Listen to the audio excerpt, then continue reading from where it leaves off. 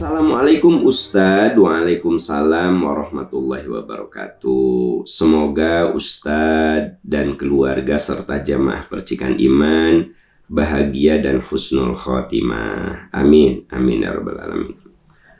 Ustadz, adakah kiat agar ingatan kita kuat? Ilmu yang didapat mudah diingat dan diimplementasikan. Ya, itu pertanyaannya. Gimana supaya daya ingat kita kuat? Gitu. Sahabat, perlu diketahui bahwa Allah itu sudah memberikan segala kelebihan pada setiap orang. Dalam kelebihan A, misalnya saya punya kekurangan A, tapi saya punya kekurangan B. Anda punya kelebihan B, tapi Anda punya kekurangan A. Jadi manusia mah tercipta tidak sempurna. Selalu ada kurang-kurangnya. Nah, makanya kita harus paham apa kelebihan kita. Mohon dicatat. Memang tidak semua orang punya daya ingat yang kuat. Tidak semua gitu. Jadi Allah berikan kecerdasan manusia itu beda-beda. Tapi Allah berikan kualitas hati manusia itu sama. Nah, saya ulangi ya. Allah telah menciptakan manusia itu dengan kualitas hati yang sama. Kullu mauludin yuladu alal fitrah. Manusia itu fitrah, hatinya bersih, hatinya suci, tidak ternoda. Dari rahim manusia kayak apapun kita lahir, hati mah sama. Jadi bayi yang lahir dari ahli maksiat dengan bayi yang lahir dari ahli ibadah, kualitas hatinya itu sama. Tapi kualitas fisik beda-beda. Ada yang cerdas, ada yang biasa-biasa saja, ada yang kuat hafalannya, ada yang lemah hafalannya, ada yang punya kecerdasan linguistik ya. Jadi kalau belajar bahasa itu dia mah cepat. Ada juga yang punya kecerdasan matematik, logik matematik ya. Dia itu sangat cepat untuk memahami hal-hal yang bersifat abstrak, logik, matematik, kan gitu. Tapi ada juga yang punya kecerdasan kinetik, motorik, kan gitu. Ada orang yang punya keahlian olahraga yang luar biasa. Itu kecerdasan motorik. Nah, jadi Ibu, sebenarnya tidak ada kiat khusus untuk menjadi orang yang kuat ingatannya gitu. Ya. Tapi ada, jadi gini, Ibu punya 3 anak. Boleh jadi anak pertama mah bagus kuat ingatannya. Anak kedua rada pelupa.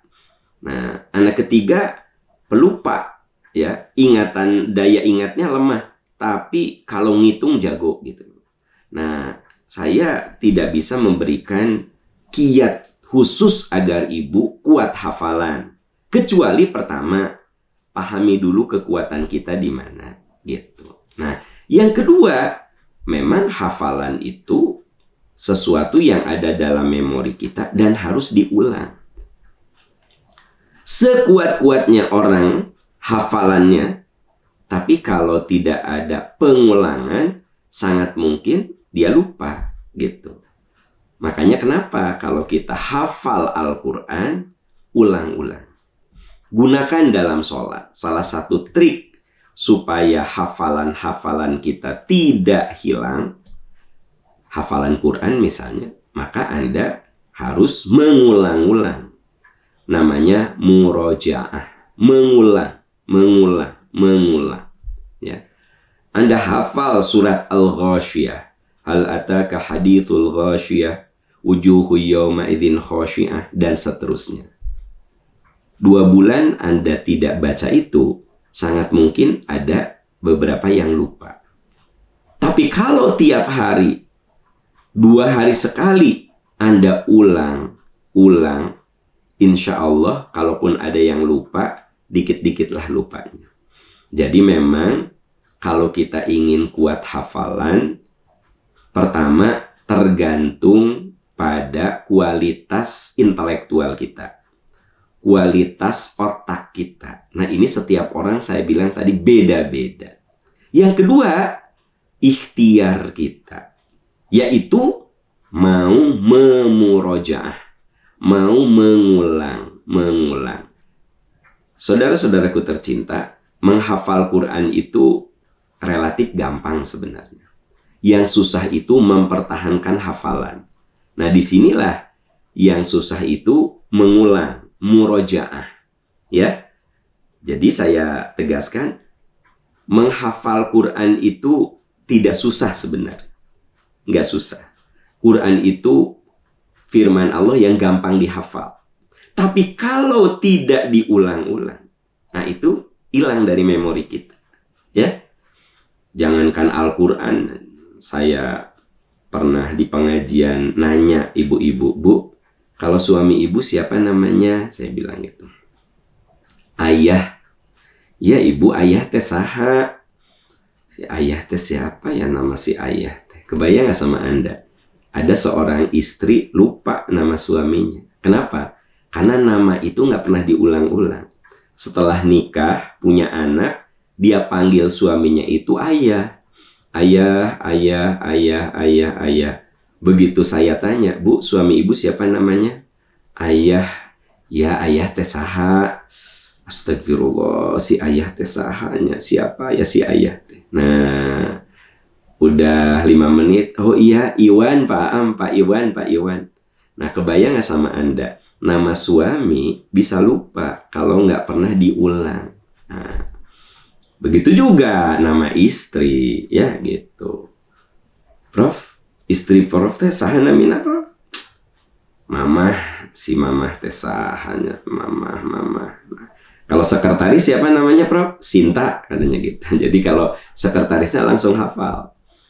Begitu ditanya istrinya, Prof, istri Prof teh sahana mina Prof? Siapa namanya? Si mamah teh sahanya. Aduh, kenapa? Karena beliau sudah berumah tangga 40 tahun, tidak pernah memanggil nama istrinya, kecuali panggilan mamah, mamah, mamah. Tapi kenapa sekretarisnya hafal? Begitu saya bilang, kalau sekretaris siapa Prof? Sinta, katanya. Si Sinta, cina Sinta. Kenapa kok nama istri lupa, nama sekretaris enggak? Karena Sinta itu sering diulang-ulang. Sinta, coba ini, Sinta, nah, gitu. Jadi ingat terus. Tapi kalau nama istri, lupa. Nah, jadi maksud saya, saudara-saudaraku tercinta, bahwa yang namanya hafalan itu kuncinya satu, diulang.